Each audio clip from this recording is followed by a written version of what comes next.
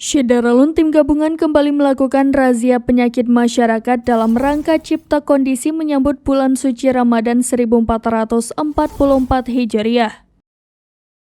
Seorang wanita hamil 4 bulan ikut terjaring razia bersama pasangan mesum di Hotel Kelas Melati di Jalan Soekarno-Hatta, Kecamatan Binjai Timur, Kota Binjai. Dalam razia kali ini, petugas mengamankan 81 orang muda-mudi yang diantaranya merupakan pasangan mesum.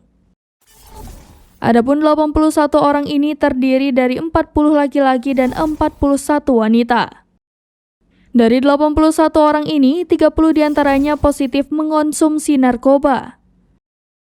Kapolres Binjai AKBP Hendrik Situmorang mengatakan, razia cipta kondisi ini dalam rangka menyambut bulan suci Ramadan yang sebentar lagi akan tiba.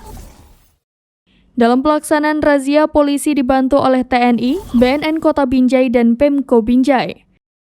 Selain diduga mengonsumsi narkoba, ada 13 orang yang diduga terlibat praktik prostitusi. Namun demikian, Polres Binjai belum mau memanggil pengelola atau pemilik hotel terkait hal ini.